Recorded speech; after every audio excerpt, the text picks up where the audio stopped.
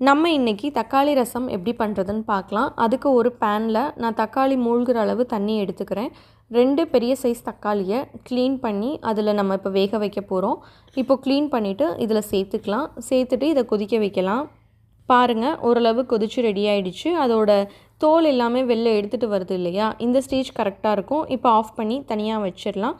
இங்கே நான் ஒரு லெமன் சைஸ் அளவு புளியை ஒரு 15 மினிட்ஸ் ஊற வச்சுருக்கேன். அதையும் எடுத்து வச்சுக்கலாம். இப்போது இந்த தக்காளியை ஒரு மிக்சிங் பவுலுக்கு மாற்றிக்கலாம்.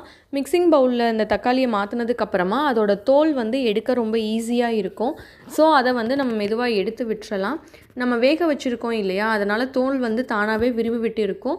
ஸோ நீங்கள் ஸ்கின்னை ரிமூவ் பண்ணிடலாம் ஈஸியாகவே. இப்போது இந்த ஸ்டேஜில் இந்த தக்காளியை நம்ம நல்லா மசிச்சுக்கலாம். நான் ஒரு மேஷரை வச்சு இதை நல்லா மசிச்சுக்கிறேன். நம்ம நல்லா வேக வச்சுருக்கிறதுனால இது மசிக்கிறதுக்கு ரொம்ப ஈஸியாக இருக்கும். பாருங்கள், ரொம்பலாம் ப்ரெஸ் பண்ண தேவையில்லை. நீங்கள் நார்மலாக ப்ரெஸ் பண்ணாலே இது நல்லா மேஷ் ஆகிடும். இப்போது ஓரளவு தக்காளி எல்லாமே மேஷ் ஆகிடுச்சு. இந்த ஸ்டேஜில் நம்ம மிக்ஸி ஜாரில் நமக்கு தேவையான ஸ்பைசஸ்லாம் சேர்த்து அரைச்சிக்கலாம். நான் இப்போது மிக்ஸி ஜாரில் ஒரு 1/4 டேபிள் ஸ்பூன் அளவு வரமல்லி இருக்குது இல்லையா, அதை சேர்த்துக்கலாம். அது கூடவே 1/2 டேபிள் ஸ்பூன் அளவு மிளகு, 1 டேபிள் ஸ்பூன் அளவு சீரகம், வெள்ளைப்பூண்டு 4லேருந்து 5 சேர்த்துட்டு இதை நம்ம கோர்ஸாக கிரைண்ட் பண்ணணும். ரொம்ப நைஸாக அரைச்சிடக்கூடாது. ஸோ இதை நம்ம கோர்ஸாக அரைச்சி எடுத்து வச்சுக்கலாம். பாருங்கள், இப்போ நம்ம எல்லாமே சேர்த்துட்டோம். பூண்டு உங்களுக்கு தேவைன்னா நீங்கள் இன்னும் கொஞ்சம் அதிகமாகவே சேர்த்துக்கலாம். காரம் தான் கொஞ்சம் முன்ன பின்ன மாறும். ஆனால் பூண்டு காரம் கொஞ்சம் மீடியமாக இருக்கிறதே நல்லது.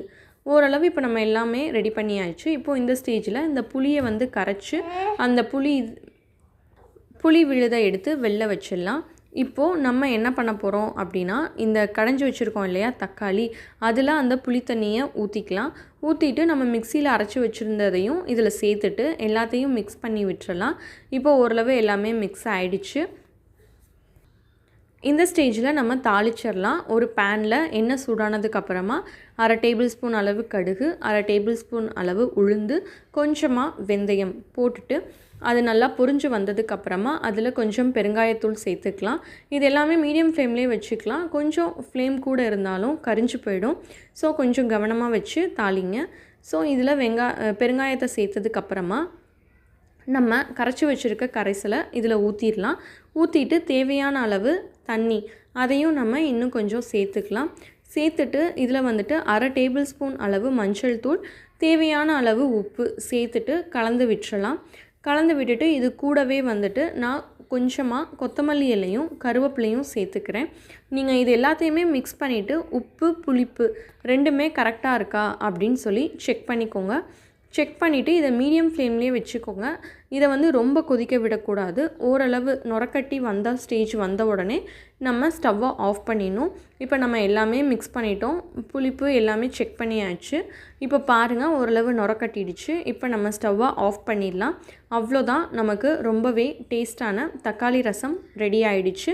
பாருங்கள் எந்தளவு அது நம்ம ரொம்ப கொதிக்க விட்டோன்னா நம்ம டேஸ்ட் மாறிடும். ஸோ அதனால் மீடியமாகவே வச்சுக்கோங்க. பாருங்கள், ரொம்ப சூப்பராக ரெடி ஆகிடுச்சு.